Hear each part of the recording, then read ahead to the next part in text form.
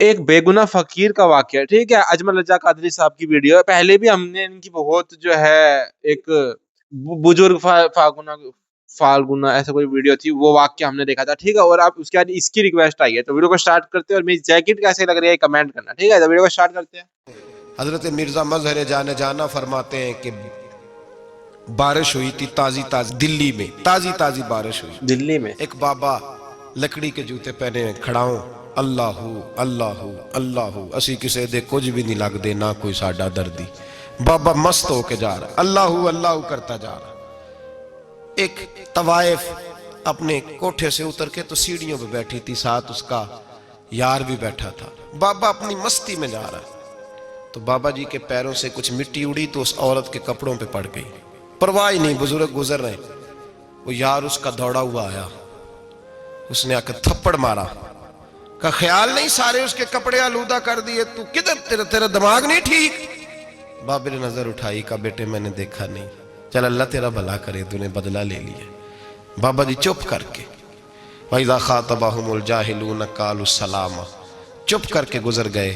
ٹھنڈ کا موسم تھا، بارش تازہ ہوئی تھی، حلوائی دودھ کاڑ رہا تھا. اس نے بٹھایا بابا جی کو پھٹے پہ، پیالہ پکڑا، دوڑ کے آگے بڑھا. بزرگ آ گئے، آئیے بیٹھیے. دودھ کا گرم پیالہ شکر ڈال کے دیا. بابا جی نے دودھ پیا، پھر نظر جھکی، پھر رنگ بدلا.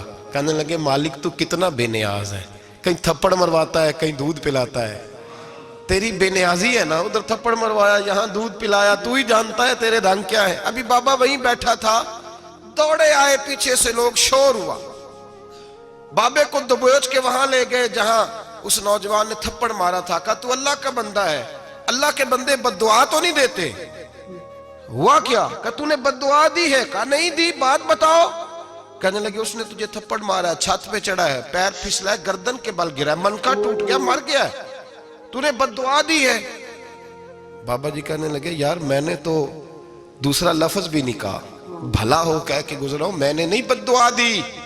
کہا تو نے دی ہے تبھی تو مر گیا. کہا نہیں دی. کہا بابا تو بزرگ آدمی ہے، سچ بول. تو بابا جی کہنے لگے سچ سنو. پھر میں آ رہا تھا، میرے پیروں سے مٹی اڑی، اس کے یار کے کپڑوں پہ پڑی، اسے برا لگا، اس نے مجھے مارا.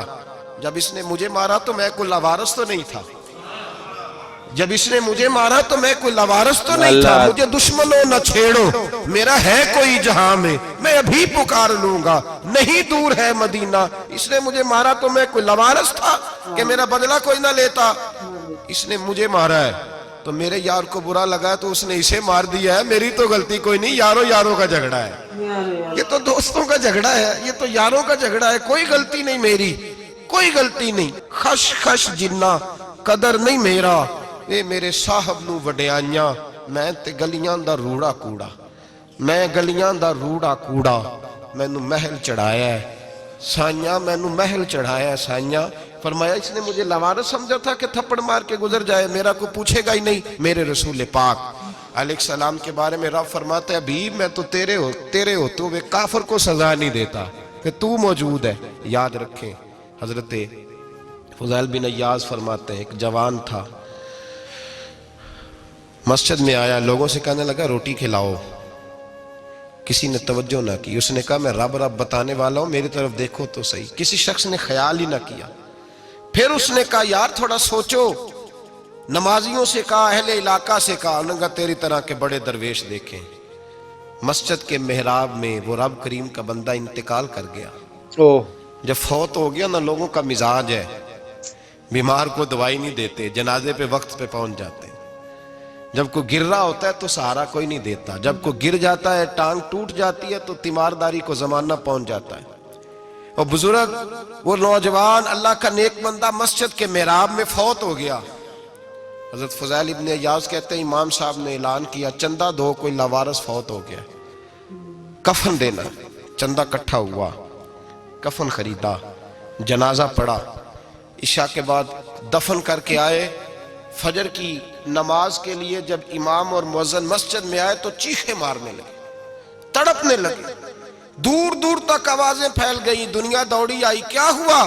کہنے لگے وہ جو تم نے کفن پہنایا تھا وہ یہاں پڑا ہوا ہے، اور دیکھو کفن پہ تحریر لکھی ہے. تحریر کیا ہے؟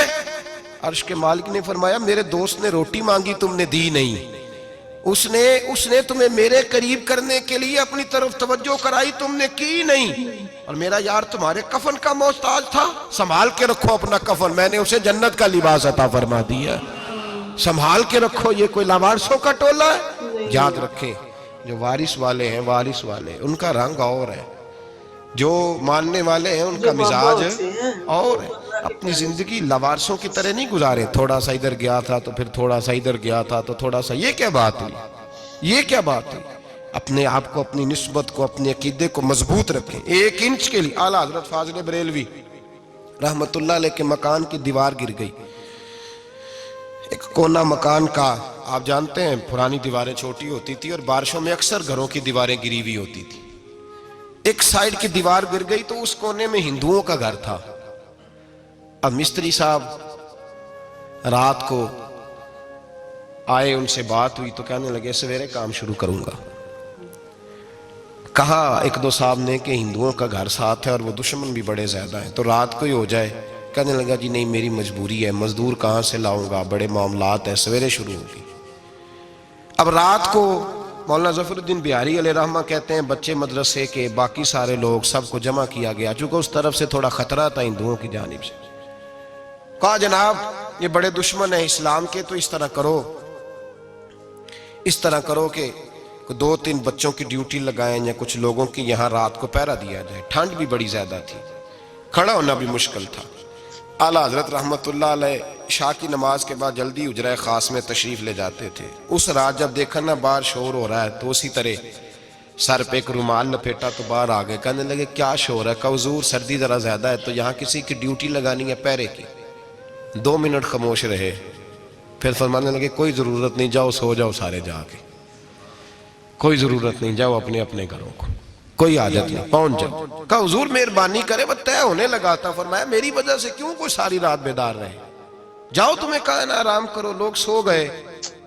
صبح فجر کی نماز پڑھ کے اعلیٰ حضرت رحمت اللہ تعالیٰ علیہ جب سیڑھیاں اتر رہے تھے رضا مسجد کی، تو وہ جس ہندو کی جانب سے زیادہ خطرہ تھا وہ سیڑھیوں پہ بیٹھا تھا، مسجد کی سیڑھیوں پہ۔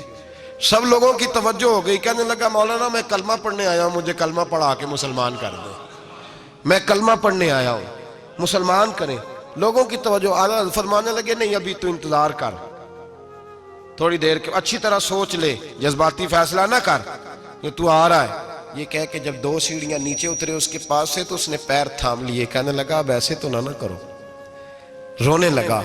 اعلیٰ حضرت رحمت اللہ نے کلمہ پڑھایا، کچھ باتوں کی نصیحت فرمائی، تشریف لے گئے۔ گھیرنے والے گھیر کے بیٹھ گئے، کہنے لگے ہمیں بھی بتا بدلہ کیسے ہے۔ کہنے لگا دیوار گر گئی، آدھی رات کے وقت، آدھی رات تک انتظار کرتا رہا، پہرے دار کوئی نہیں، تو 2 تلواریں لے کر جب میں ان کے مکان کی جانب بڑھا، میں نے کہا آج گردن کاٹوں گا اور کاٹ کر کے نکلوں گا۔ کہتا ہے جب میں قریب آیا تو 2 شیر کھڑے تھے، اوپر سے پلٹ کے آیا تو پھر کھڑے تھے، ادھر سے پلٹ کے آیا تو پھر کھڑے تھے۔ فرماتے ہیں میں 2 گھنٹے کے بعد آیا تو پھر پلٹ کے کھڑے تھے، میں پھر 1 گھنٹے کے بعد آیا، سحری کا وقت ہو گیا تو پھر پلٹ کے کھڑے تھے، اب میں ڈر کے بھاگا۔ کہتے ہیں فاضل بریلوی نے اپنی کھڑکی سے منہ باہر نکالا، کہنے لگے اور کتنا تجربہ کرے گا، مجھے تو لاوارث سمجھتا ہے، لاوارثوں میں اور کتنا تجربہ کرے گا، بس کر مان جا۔ میں نے کہا حضور یہ کون ہے، مجھے بتائیے تو صحیح یہ کون ہے۔ تو کہنے لگے میں نے ساری زندگی رسول اللہ کی عظمت کا دفاع کیا ہے، ساری زندگی غوث اعظم کے نعرے لگائے ہیں، ابھی تو یہ مدد صرف غوث پاک جیلانی کی بھیجی ہوئی ہے، ابھی تو غوث اعظم کی بھیجی ہوئی مدد ہے، مولا علی ابھی پیچھے ہیں، 2 جہاں کے محبوب ابھی اس سے پیچھے ہیں، وہ تو ابھی پیچھے ہیں، پیچھے کھڑے ہیں کہ ضرورت پڑی تو ہم بھی تیار بیٹھے ہیں۔ او بھائی آج رواج ہو گیا، رواج، میں نے 2-4 دن پہلے بھی کہا تھا، لوگ کہتے ہیں نہیں کوئی نہیں ضرورت، سامنے سارا کچھ نظر آ رہا ہے۔ او خدا کے بندو یاد رکھو نسبت ہے بڑی چیز، جانے تو دو میں، اگر کسی کو نسبت میسر آ گئی نا، نسبت، خالی دامن ہی مل گیا، تیرے ہاتھ میں کچھ ہے تو ہونی چاہیے نا، خالی دامن ہی تجھے کسی کا میسر آ گیا تو بچ گیا۔ اپنی نسبتوں کی حفاظت کریں، ان کو مضبوط کریں، ان پر محنت کریں، ان پر توجہ رکھیں۔ یہ نسبت جو ہوتی ہے نا، نسبت، یہ دیکھیں نا ایک گتا ہے وہ عام کتاب کو لگا ہوا ہے تو جہاں مرضی رکھ دو اس کی کوئی قدر نہیں، لیکن جو گتا قرآن مجید کو لگ گیا ہے اس کو بغیر وضو چھونا جائز ہے۔ ایک پٹھے پہ اینٹ بنی ہے جو باتھ روم میں لگ گئی وہاں بغیر جوتے کے جایا نہیں جا سکتا، اور جو مسجد میں لگ گئی وہاں جوتے پہن کے جایا نہیں جا سکتا۔ یہ نسبت ہے بڑی چیز، اگر میسر آئے نصیب ہو اپنی نسبت کو مضبوط کر کے رکھا کریں، اس کی جولانی کا مظاہرہ کیا کریں، اس نسبت میں روز توانائی آنی چاہیے۔ میں آپ کو بڑی ذمہ داری کے ساتھ ایک بات بتاتا ہوں تجربے کی، ہمیں جتنا کسی نے آ کے کہا ہے نا نسبت کے خلاف، ہماری نسبت اس سے زیادہ مضبوط ہوئی ہے۔ ہمیں جتنا کسی نے آ کے کہا ہے نا جی آپ کو کیا ملا، آپ کو کیا ملا، تو ہم نے اتنا کہا یار جیسے جیسے تو کہتا جاتا ہے ہماری تو نسبت میں اضافہ ہوتا جاتا ہے، ہمارا تو مزاج بدلتا جاتا ہے، روز ایک نیا پردہ کھلتا ہے، روز ایک نیا رنگ واضح ہوتا ہے، روز ایک نئی توانائی۔ ابھی تھوڑے دن کی بات ہے، ایک مولانا شرف الدین صاحب ہے، مفتی صاحب، میرے حضرت صاحب کے مرید ہوئے، مفتی تھے، عالم آدمی تھے، سرکار تاج الشریعہ، ہمارے شیخ سے بیعت کی۔ اب ہمارے حضرت صاحب کا اس وقت حال وہی ہے وَرَأَيْتَ النَّاسَ يَدْخُلُونَ فِي دِينِ اللَّهِ أَفْوَاجًا، اب فوجوں کی فوجیں لوگ آتے ہیں۔ ہم نے دیکھا ہے صرف خالی مرید ہونے والے بار سینکڑوں کی تعداد میں ہزاروں لوگ بیٹھے ہیں کہ صرف بیعت اتنا کہہ دیں ہم نے قبول کیا۔ اس عالم میں اور جہاں حضرت صاحب کا اعلان ہو جائے کہ تشریف لا رہے ہیں وہاں لاکھوں کا مجمع جمع ہو جاتا ہے اور ایک جھلک دیکھنے کو لوگ ترستے رہتے ہیں۔ یہ کیفیت ہم نے دیکھی، وہ دور گزر گیا، کبھی ایسا بھی ہوتا تھا ایک میں ہوتا تھا ایک تو ہوتا تھا اور تیسری تنہائی ہوتی تھی، وہ دور بیت جاتا ہے، وہ لمحے کسی کسی کو نصیب آتے ہیں۔ حضرت کا وہ مولانا شرف الدین صاحب کہتے ہیں مرید ہوا، تو مرید ہوا مجمع میں، رسی حضرت پھینکتے ہیں یا چادر پھینکتے ہیں تو پکڑ کے مرید ہوا، تو ساتھ ساتھ اور چادریں باندھی تھی لوگوں نے پکڑی ہوئی تھی۔ ایک مولانا میں جب بیعت ہو کے آیا ان کو بتایا تو مجھے کہنے لگے یار تو ایسی جگہ مرید ہو گیا جو تیری بات بھی نہ سن سکیں، جن کو تو دکھڑا بھی نہ سنا سکے، جو مصروف ہی بڑے رہتے ہیں، کہاں مرید ہو گیا تو؟ ایسے پیر کا بیعت ہوتا جہاں تو جاتا وہ تیرے پاس آتے، گفتگو ہوتی، بات چیت ہوتی۔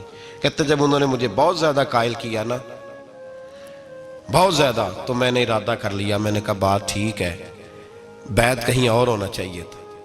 کہتے میں عشاء کے بعد سویا تو حضرت صاحب مجھے خواب میں ملے، خواب میں، اور فرمانے لگے مولانا جب آپ مرید ہوئے تھے تو آپ اس جانب بیٹھے تھے، اس کونے میں آپ تھے، اتنے لوگ آپ سے پہلے تھے، اس حال میں آپ مرید ہوئے تھے، اور جہاں تک بات چیت کرنے کی بات ہے تو آپ نے جو دل میں سوچا تھا وہ میں نے آ کے آپ کو بتا دیا ہے، پھر بھی بڑی ضرورت ہو تو میرے صاحبزادے کا نمبر لے لیں اور فون کر لیا کریں، بات ہو جایا کرے گی۔ کہتے ہیں یہ ابھی بات ہو ہی رہی تھی کہ میرے دروازے پہ دستک ہوئی تو میری آنکھ کھل گئی، میری آنکھ کھلی تو میں پریشان ہوں کہ نمبر تو ملا نہیں۔